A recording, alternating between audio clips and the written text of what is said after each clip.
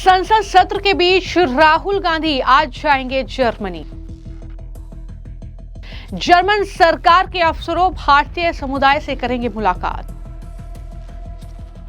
राहुल गांधी के जर्मनी दौरे पर बीजेपी का तंज, कहा लीडर ऑफ पर्यटन। राहुल गांधी जी सत्र में रहे या न रहे उससे कोई फर्क पड़ता नहीं, क्योंकि उनका एजेंडा तय है।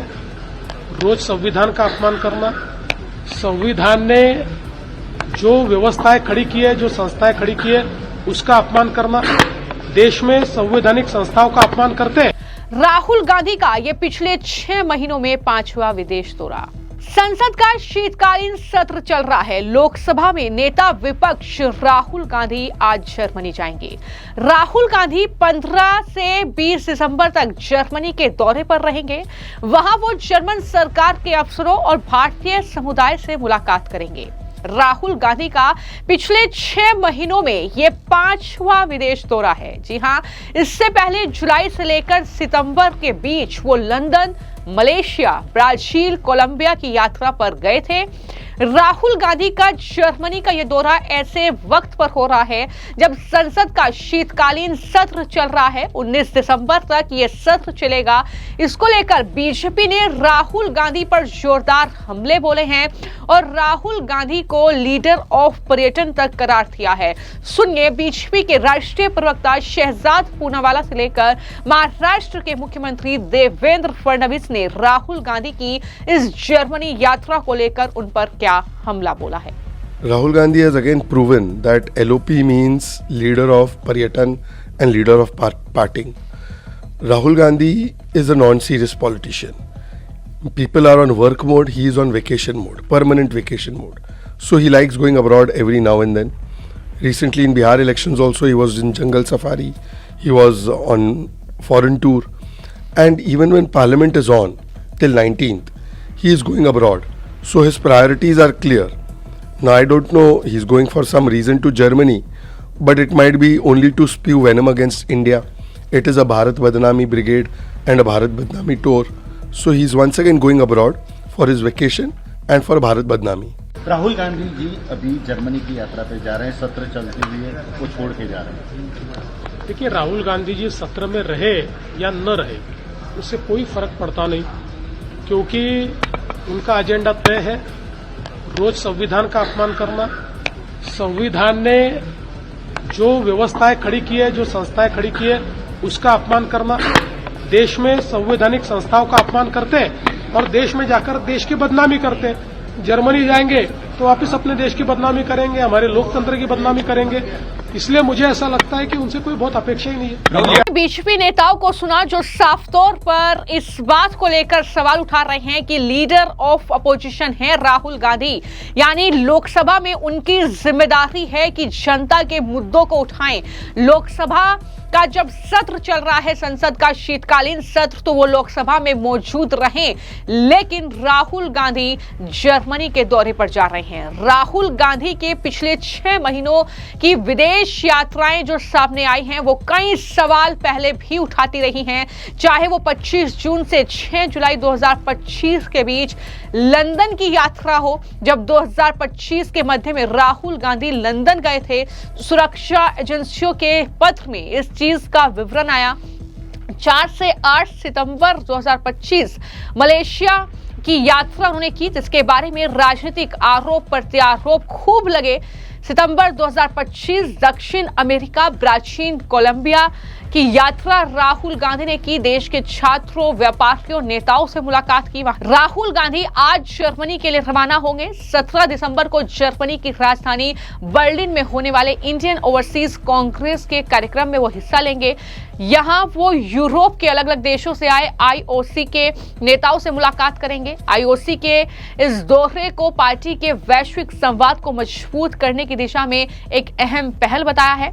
आईओसी ने यह कहा, राहुल बर्लिन में भारतीय प्रवासियों को संबोधित करेंगे। इस दौरान यूरोप में इंडियन ओवरसीज कांग्रेस के लोकल ब्रांच के सभी प्रमुख एनआरआई मुद्दों, कांग्रेस पार्टी को मजबूत करने और पार्टी की विचारधारा को विस्तार देने की रणनीतियों पर चर्चा करेंगे। ये पूरी डिटेल उनके जर्मनी के दौरे को लेकर सामने आई है, लेकिन हमने ये भी देखा है कि जब जब वो किसी विदेशी दौरे पर गए हैं तो किस तरीके से राहुल गांधी ने विदेशी धरती से भारत के खिलाफ जहर उगला है, किस तरीके से भारत की छवि को अंतर्राष्ट्रीय स्तर पर धूमिल करने का काम बार बार किया गया है और उनके विदेशी दौरे को लेकर इस तरीके की सियासत हो रही है। अब उनके जर्मनी दौरे को लेकर बीजेपी के जो नेता हैं NV सुभाष, उन्होंने क्या कहा है जरा सुनिए। See, there is lot of difference between the leader of the House, the Prime Minister, the leader of opposition, Rahul Gandhi, going abroad on foreign trips during the winter session on that. It's a pre-fixed program where Honorable Prime Minister Narendra Modi ji has chosen to go abroad during the Lok Sabha and the Rajya Sabha sessions also, because it has been fixed long back, because foreign delegates and the governments of the respective countries have different programs, so they fix on that. But Honorable Prime Minister makes sure that he attends the the winter session or the monsoon session of the Parliament. He answered the questions and he gives all the importance to Lok Sabha proceedings on that.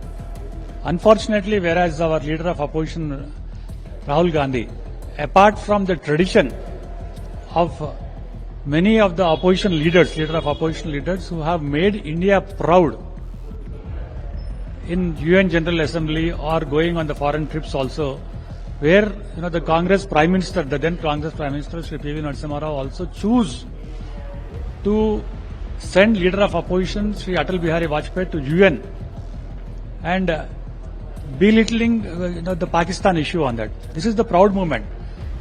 We have political differences, we have political agendas, different parties have their own agendas, their own the sketches to come to the power and then to go to the public on that. But as far as India is concerned, it should be one, we should be united, we should be strong, and we should be more responsible on that.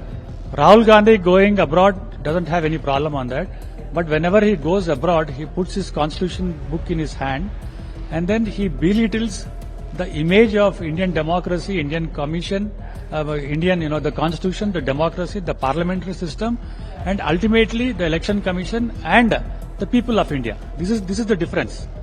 So the Rajya Sabha MP who has been saying about Rahul Gandhi going abroad, we don't have any objection, but making such kind of a false narratives and making the image of India so low that people are not ready to invest in India.